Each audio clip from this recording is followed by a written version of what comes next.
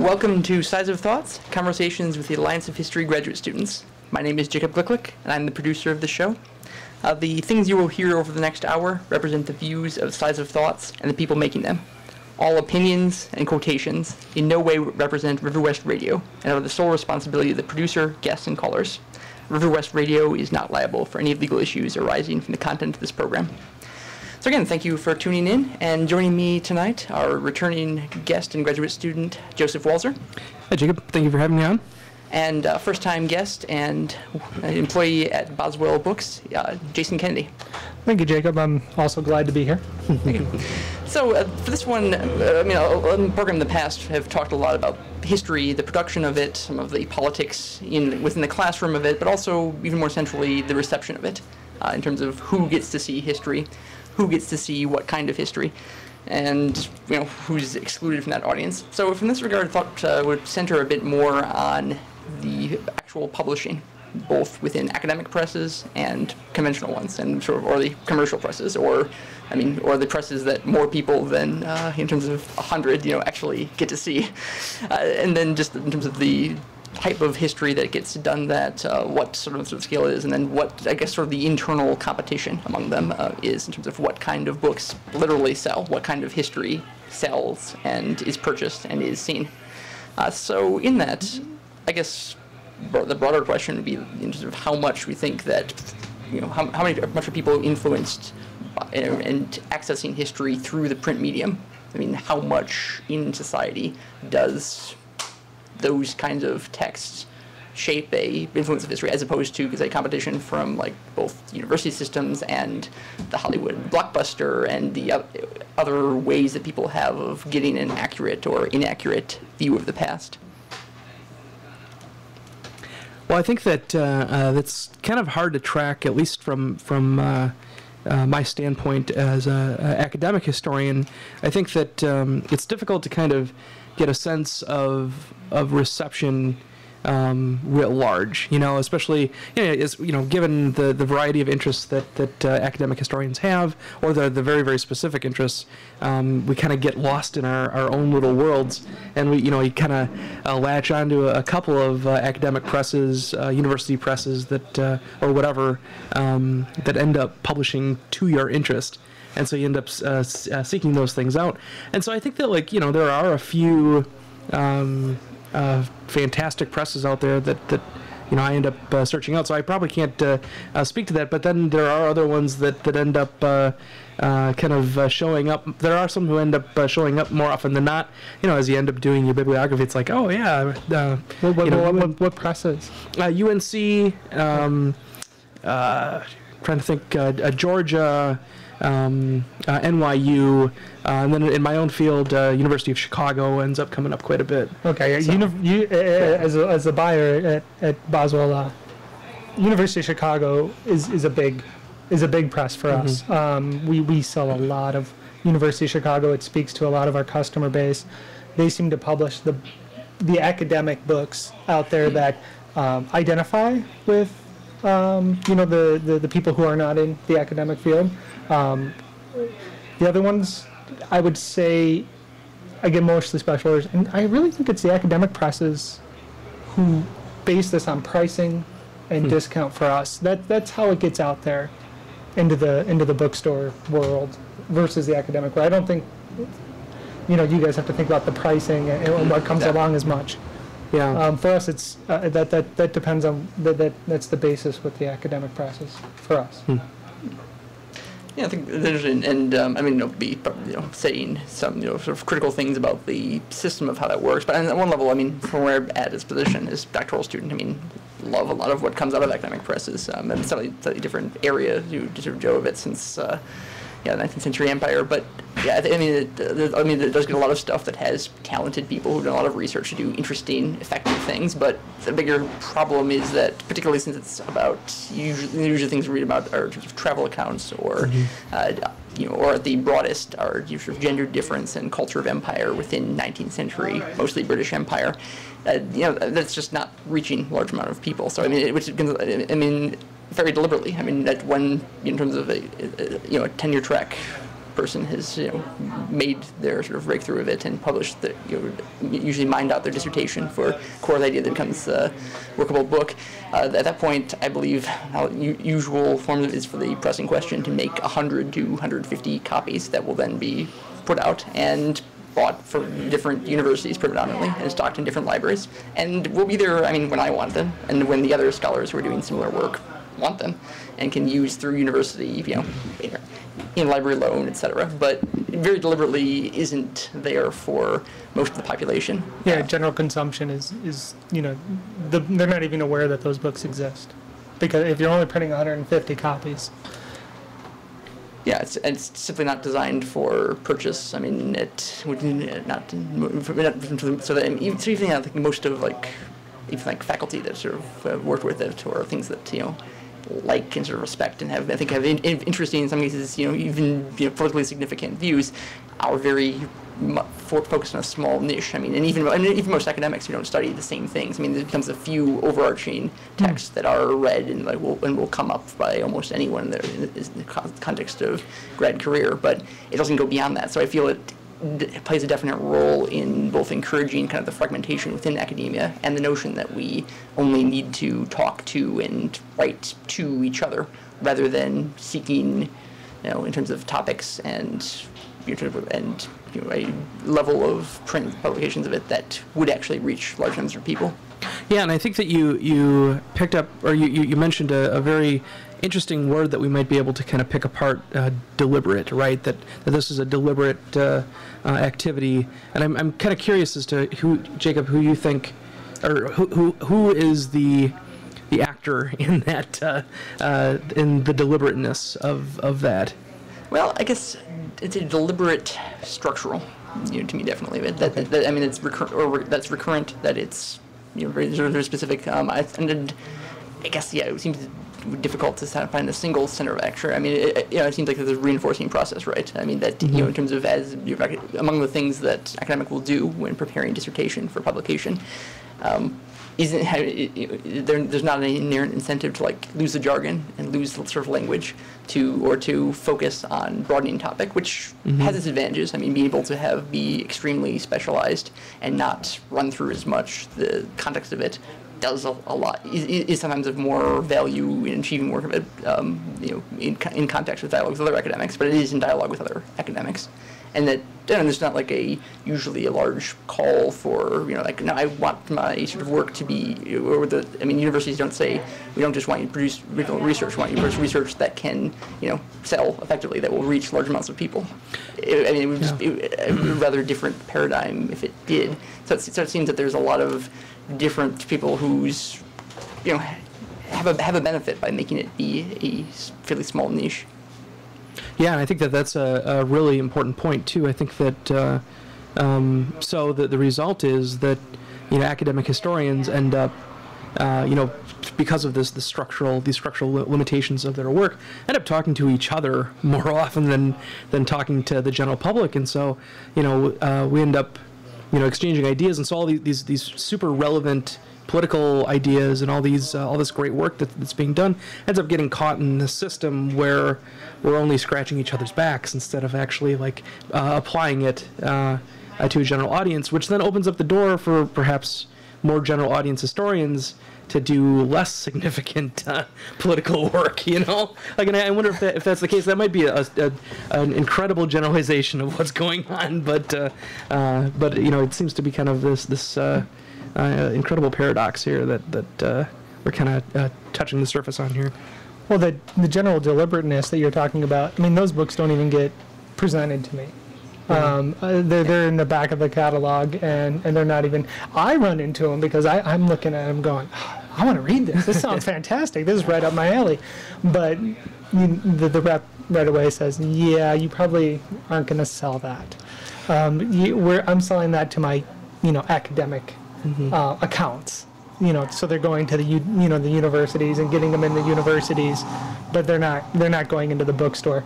But in a lot of these catalogs, like University of Chicago, they have that whole section where there's 20 titles per page, and they don't give a lot of explanation. But then in the beginning of the catalog, there are some history books in there that are still, I think, very academic, that the publisher, the university, I'm even thinking of Harvard here because I read a lot of history books out of Harvard, and that they do position, like they make it so that it has a that it could have a possible farther reaching audience.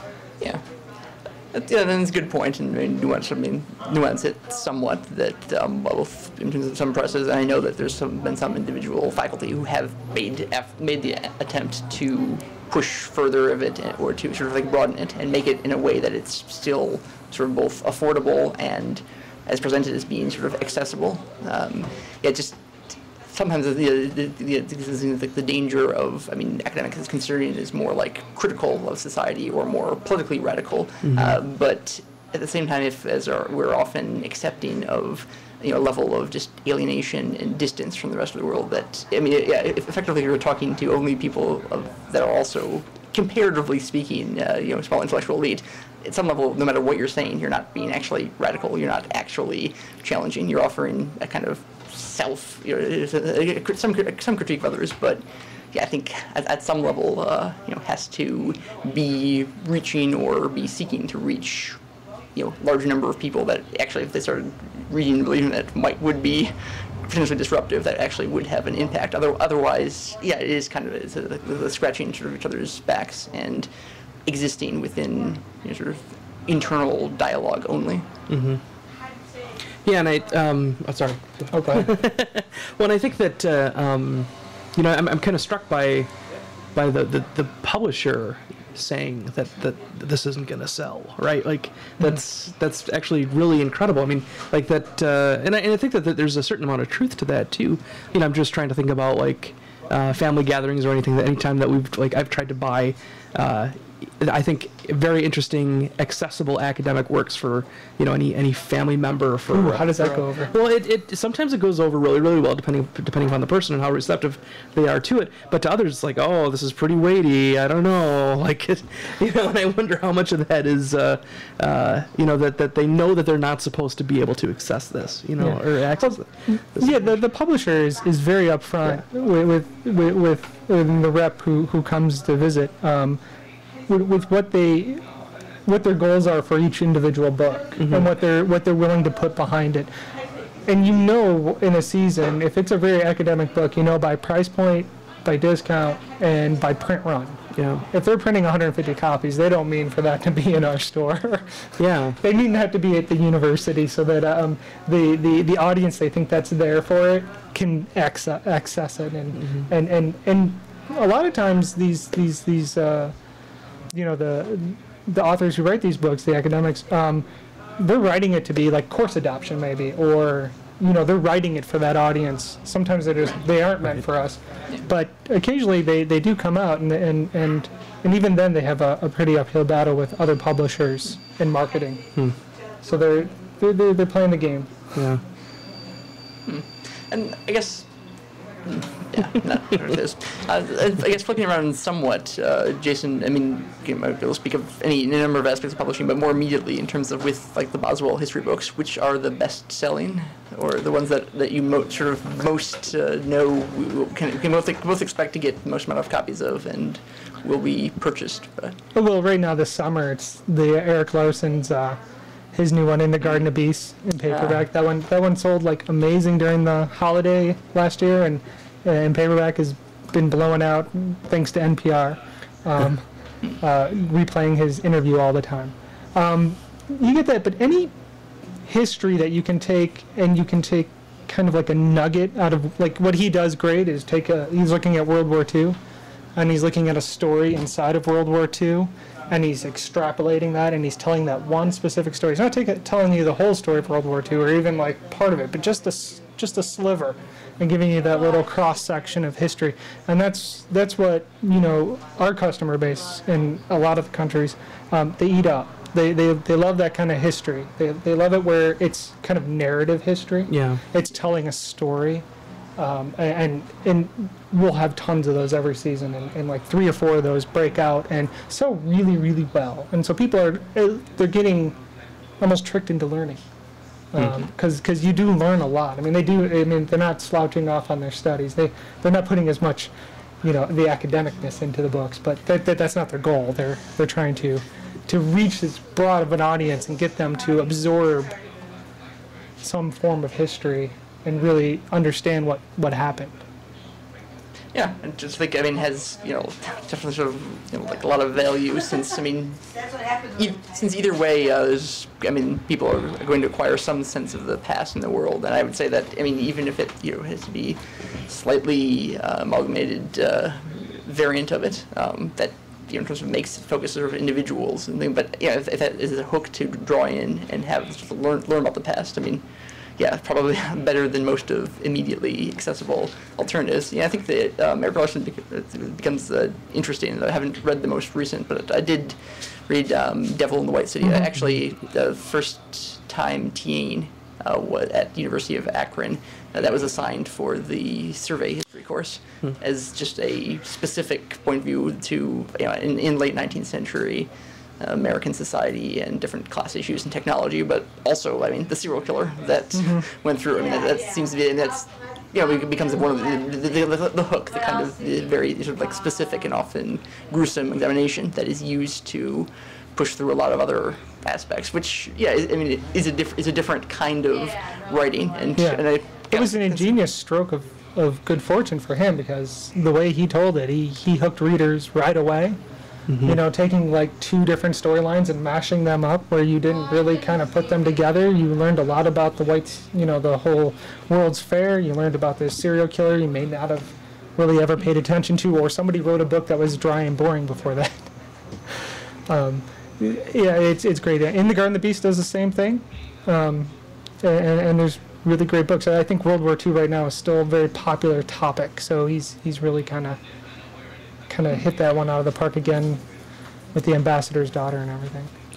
Yeah, and I think that he's kind of a fascinating case, because I think that, if academic historians were to do some of the narrative tricks that he does, we would just get slammed for it, right? Like, I think that, because he includes things, why are he you includes being levels so commercial? Right, why are you being so commercial? But then, there's always the question of, how do you know, right? Because he includes an incredible amount of detail in these narratives that he could not possibly have known. So he ends up constructing scenes that he, the evidence of this is, it's there, and he's kind of implying some things that might not be the case, right? And how, he at one point in The Devil in the White City, he ends up describing the serial killer's eyes and the look in his eyes and what they're thinking and at the time, and thoughts of the victim right before death. Yep, absolutely, and it's well, how do you know this? And as a as an academic historian, there's a certain, we're trained to question this kind of thing to be able to get to some level of truth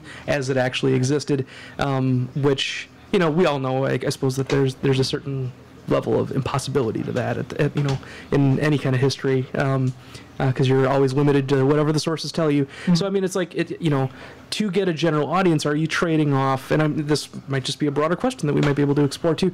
To be able to reach a general audience, is there a certain level of trading off or sacrificing to be able to reach readers through this narrative style?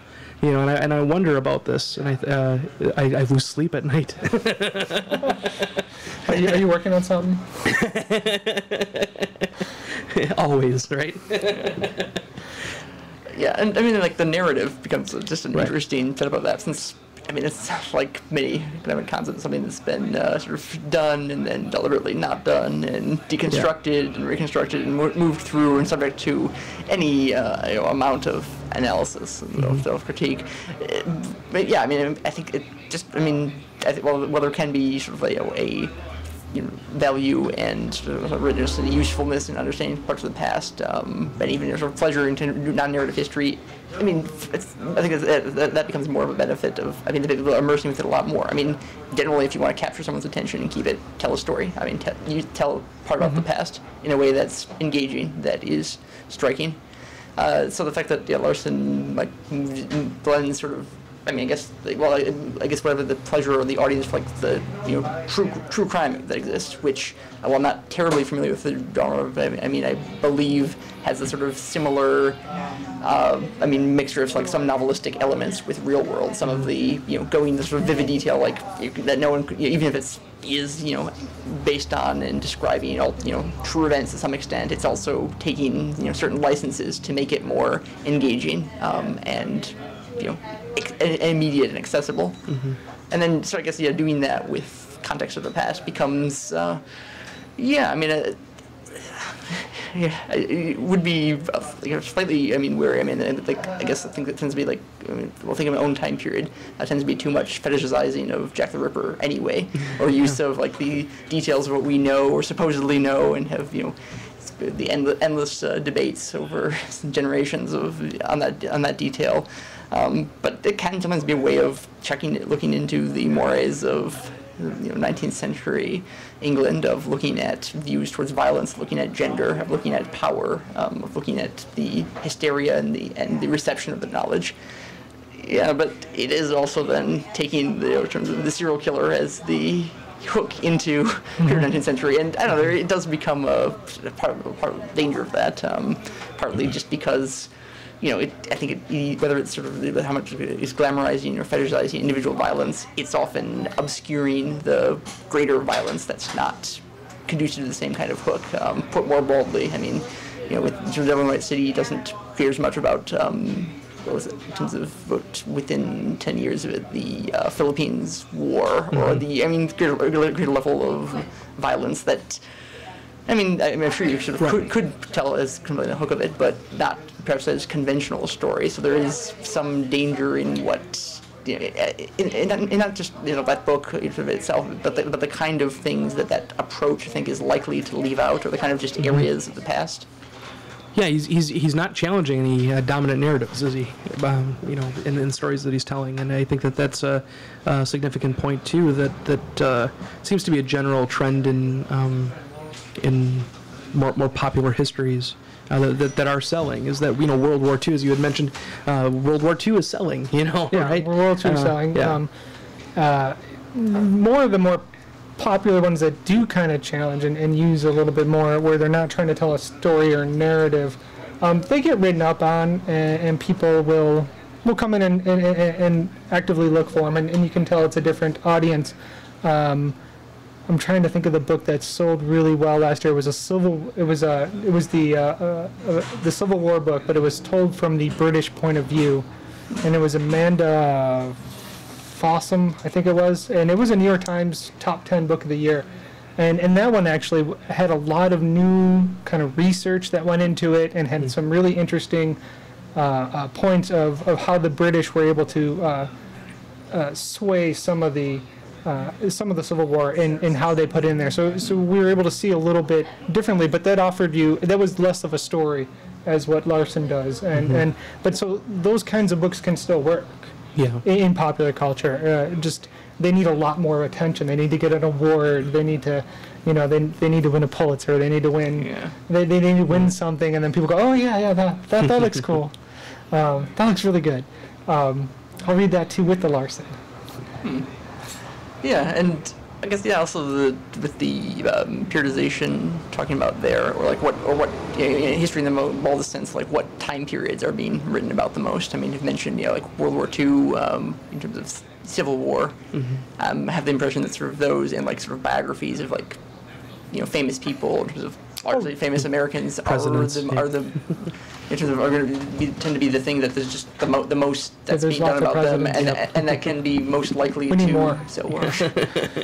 Oh yeah. Well, every year there's a lot of historical biographies, as I like to call them, because that's what they are. Like this year, I know that one of the big ones will be John Meacham's new one on Thomas Jefferson, and he's the one that he did Andrew Jackson, which was fascinating, and he does a ton of research, and nothing that I don't think he's paving new ground, but he did win a Pulitzer for it, which is what really made people pay attention. But like Ron Chernow wrote one on Washington, and those books do really well. So American history, fantastic for possible sales. Anything that takes place in the 1900s sells really well. World War I is starting to catch on now. There's a lot more World War being published. There was a great book in translation that came over from Germany last year called The Beauty and the Sorrow by Peter England. It was my absolute favorite book of last year. It was 10 families in World War I through letters. He's able to track what happens to them during World War I. Some of them make it, some of them don't. But he's able to, it spans the entire continent of Europe.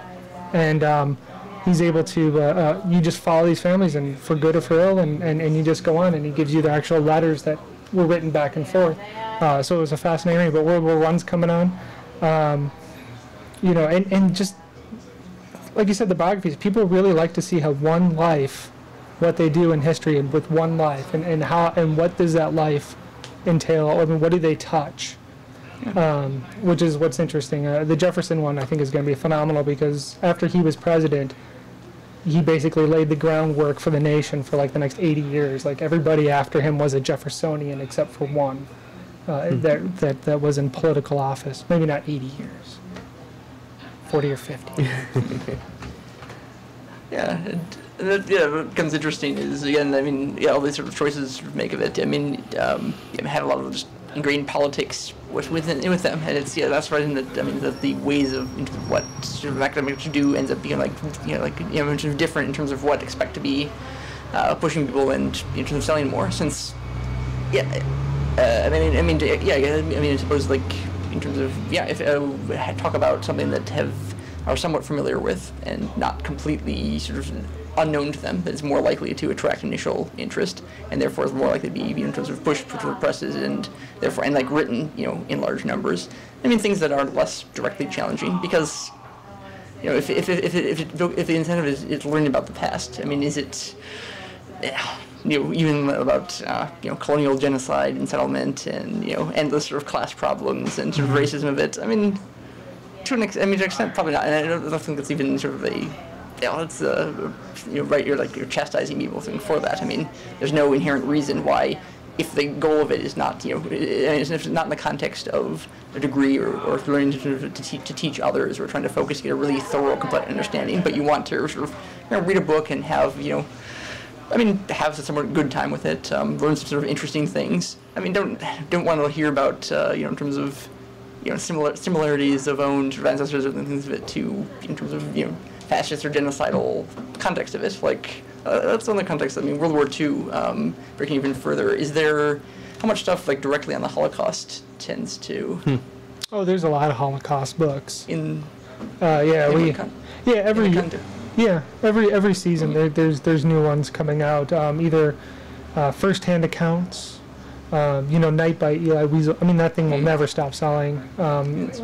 People find that completely fascinating. And there's always these horrifying accounts that come out that get uncovered all the time. I know they just caught that one of the most wanted Nazis ever, they just caught, like, in Hungary or something the other week ago. Right. I know there's going to be a book on that at some point. Yeah. Like, you just know, like, how did he live in Hungary all these years, and he was one of the most sought after people, and people will find that fascinating. So would it be fair to say that description is largely talking about, like, sort of individual experiences or small communities and their sort of within the Holocaust? Yeah. Small communities, individual experiences, how people survived and how they made it through these really tough circumstances. Right. Yeah. And that's what a lot of this history is trying to figure out what. How people made it through these really tough circumstances. We've got a police chase going on back there. Yeah. I think I see a fire. Speaking of tough circumstances. Right. And so these individual stories, I mean, they're to let people know. I mean, we've been through tough circumstances. We're through tough circumstances now. How do people react then? And maybe we learn how to react to them now. Yeah, so it's interesting. I think it was Kubrick's comment on Schindler's List, in terms of how Spielberg's film of it, how the Holocaust was an experience where 6 million people died. Schindler's List was about a few hundred people who didn't, which I mean, understandably, that at any level, I mean, a story or a portion of history of it that's, is just completely bleak or about utter defeat. It's not. Yeah, that's why it seems. I think that even I mean, Daily Wiesel, it seems like it's more, one of the more harrowing. Or Primo Levi. You ever read Primo Levi? In some ways, even more intense. But yeah, I guess centering on an individual. I believe so. I think so. Yeah. Yeah, but in the context of playing out, an individual story. I mean, I think it becomes easier to take as a first-person memoir, no matter sort of how horrific it is, because at the end, there's usually a sense of surviving it and having ability to just write about it and sort of describe and present themselves. I don't know. I mean, I think as some kind of catharsis, or at least as some hope of growing as larger culture. It seems it's structurally a bit different than, I guess, looking at groups that, like a whole group that doesn't make it, for instance, like as a group, as opposed to some individuals, which, yeah, I mean, there's, varying ways to do it, and I can certainly see why. I mean, even for myself, if I'm browsing for history of it, I'm not necessarily want to be drawn to the most overarching structural things. But again, if I really need to understand this side of it, but if it's just for our own leisure focus of it, no, I mean, yeah, no, give me the comparative, happy story.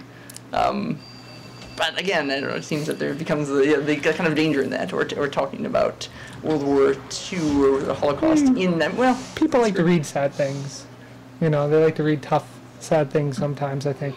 There are people who don't. I mean, you get the beach reading, but you do that during the summer. You get the beach reading, nice happy stories, and during the fall, winter, it seems like there's a little more history and a little more that comes out, and those are always tough. There's always something in it that's not pleasant to read, that you have to fight through. Yeah. Seasonal thing that becomes interesting. So then, the grimmer, in terms of overreaching, pessimistic ones of it should be starting coming out, like in terms of any week now, Yeah. Any week. Summer's winding down. And then, also, I guess, with World War II is the hook of it. Since that is one of the more wider topics of it. Then other works that come up that are like in this context of being critical of American and Allies' involvement or action. I mean, like books that either center on Japanese internment and of Dresden, or treat that prominently. I mean, not very often. Very few and far between. I'm sure outside, in other countries, there's probably plenty published, but they don't make it here quite as much. I would say there's probably some books out there. None that I know of off the top of my head, but they probably look at it as in a critical light. But it's probably just one small section of a book. Yeah. Yeah, I mean, it just because it becomes another kind of just contrast where, it seems that different spheres of it will obviously, have their sort of their own market for talking about different things. And I don't even think it's a case that academics are in terms of inherently sort of the in terms of the sort of the courageous, far-seeking ones that are much more likely to put a sort of harsh portrayal of underlying motivations and actions by allies in the period, but they have a market for it. They have a environment where can talk about those things and be one benefit of being engaged with other academics is can situate a little bit more cynically perhaps or structurally at what's happening. But it also means that the tendency, if it's somewhat self-reinforcing, that if people want to hear ultimately about themselves and in terms of parents and grandparents as the good guys and not being sort of problematic or or having legacy be too tainted. I mean, I think most people will admit that there might be many mistakes, or the whole Japanese American thing was a kind of bad moment, but that overall it's still wanted to be told as sort of a positive or heroic struggle, which I think you can do. Somewhat selective. I mean, the fact that World War II pretty much uniquely, it kind of looks of it, no matter how selfish or appalling motivations and actions of the Americans were, actually their side did happen to be worse. It was sort of a rare case where even propaganda didn't touch on how horrible the enemy was, so it becomes I think a useful fallback for Hollywood and for speeches of contemporary politicians, and just it seems Well, that reminds me of that the other really big book, the Lauren Hillenbrand's Unbroken. I don't know if you guys read about that. It's another World War II book, but about this bomber pilot who goes down over the Pacific Ocean and becomes captured by the Japanese and lives in a prison camp that's never, nobody knows that it exists, so they can treat them any way they want. If I remember correctly, she does make references to Japanese, American Japanese, what we did over here, but in a better light, because what he had to go through ordeal-wise was, just hideous. Mm-hmm. How he lived through that, I don't know. But so yeah, there are still, now that you've said that, that made me think of that book. It was actually another really great book, told by one man and how he survived a harrowing experience through just a horrifying war. Well, I think that World War II in general, that book might be a good example of that. And I know that there's a few other academic works that have kind of achieved a certain level of crossover. And I think that there's enough interest in World War II history that buffs kind of go seek out as whatever they can possibly find on such and such a topic, and they just try to read everything. And that both academic historians and amateur historians kind of share that with this topic in general.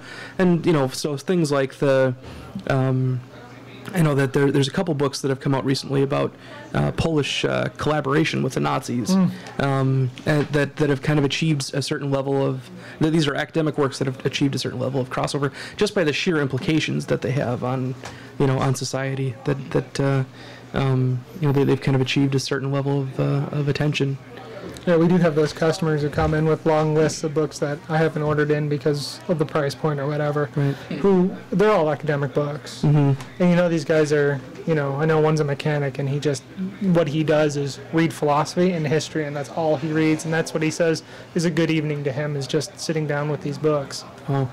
So, yeah. I mean, they have to get reviewed somewhere, and for him to find out about them, because I think the academic world is always trying to push out a little bit and get more notice by everybody else, and for very good reasons. Right. Well, I think the biography's been kind of a neat way that I know that a lot of academic historians have kind of used to achieve that kind of a thing. I know that I just finished Robin Kelly's book on Thelonious Monk. And that achieved a certain, a huge degree of attention in the New York Times and whatever, made a couple bestseller lists, and then Manning Marable's book on Malcolm X. Yep. That have kind of allowed academic historians to kind of latch onto a popular figure, right, and use that figure then to kind of expose some of the other things that are going on, and kind of explore some of the things in ways that perhaps non-academic historians can, or those who are interested, can read this book on this person that they want to know more about, and then end up learning about, say, the civil rights movement, or the experience of African Americans in New York, or something like that. It's kind of a fascinating trend. Yeah, I mean, it's good point about that. The biography, no matter even how sort of conventional like the topic or main figure might seem, it doesn't mean it can't be a way of drawing out to make some sort of interesting statements. And even going back to Devil in the White City, it does have a lot to explore about the emergence of science and urban environment, and some of the expectation, and in terms of congruence with late 19th century nationalism and a sense of build up and progress in that sense. So yeah, it's both in shining light of that and having sort of interesting ways of running with it. And Empire, and definitely didn't make the Chicago World Columbian Exposition look like the glowing success that seems to be in American popular memory, right? And it's kind of a fascinating case, and kind of exposes the conditions of Chicago at the time, and in ways that a general reader might not already know, which is it's a good point. Well, I think a lot of people who don't read history have this idea that the world looks the same now as it always is. That Right. You know, like even Eric Larson and Devil in the White City, you read that book and yeah, it's this shining white city, but around it is this filth. Right. Yeah. That is the city, and you know, a lot of people living on the streets, and a lot of crime, and a lot of, you know, and this is all going on. And there's a lot of great books that you know, use these like narrative histories to really convey, even now when you look around, how far we've come. Yeah. Yeah, that.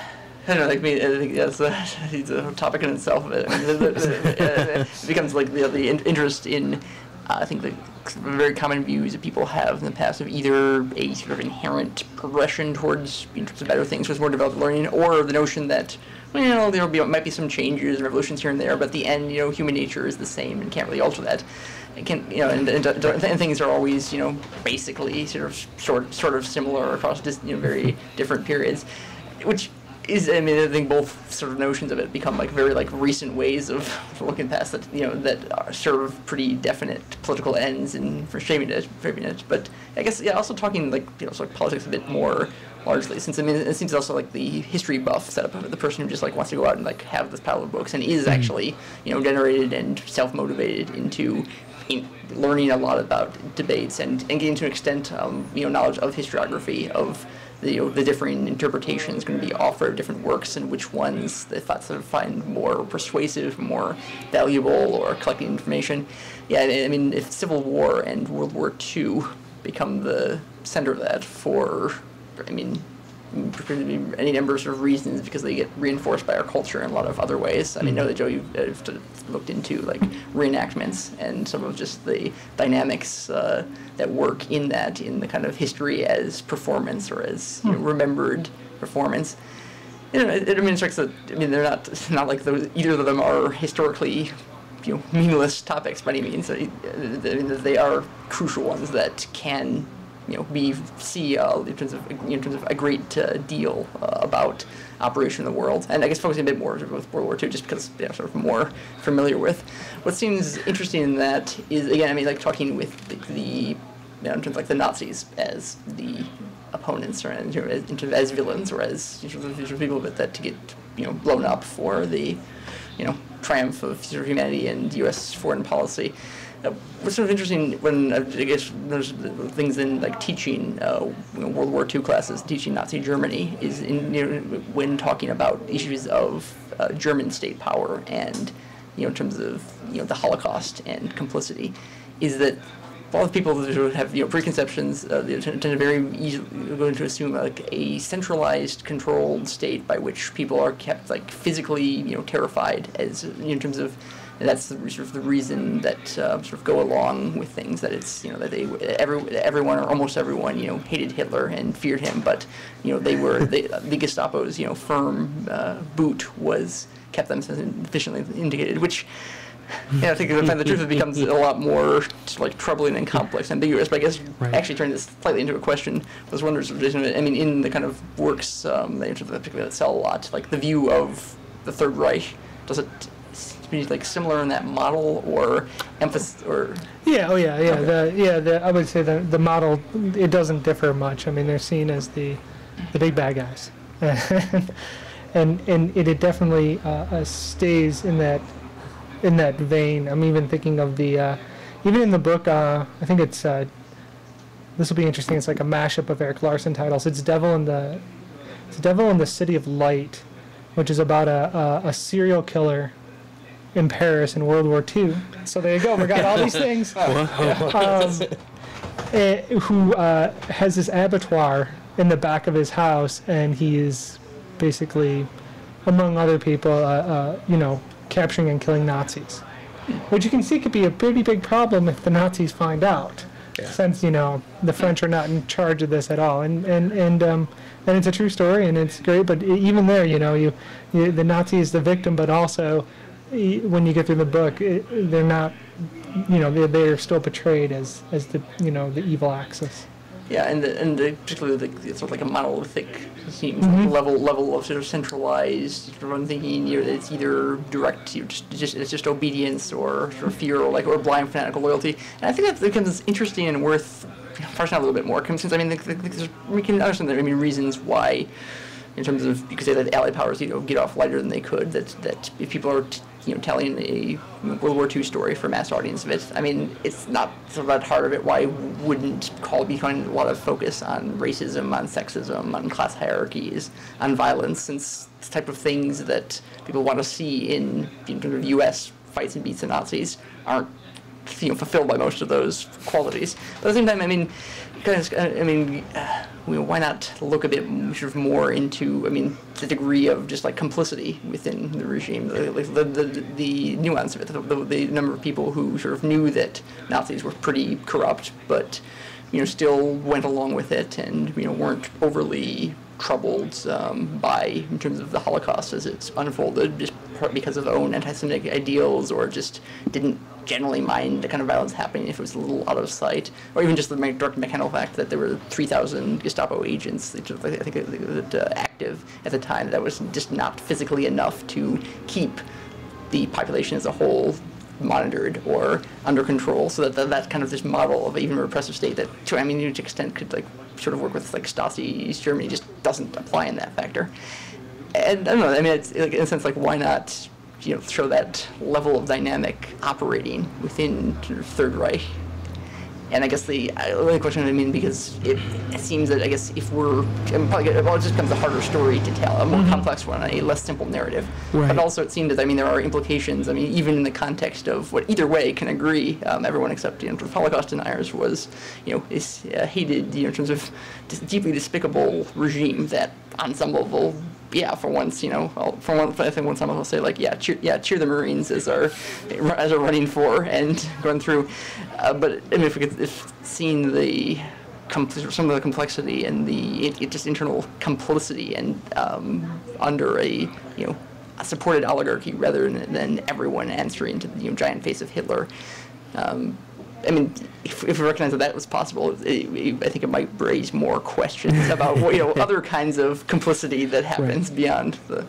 Well, yeah, and I think that I've raised the same question that you just asked my students, and I think that they would, if I were to distill their answers individually into a more digestible answer, they would definitely agree with you. I think that I think that a lot of people get the sense that myself included, that people like a simple story. They like to know who the villain is.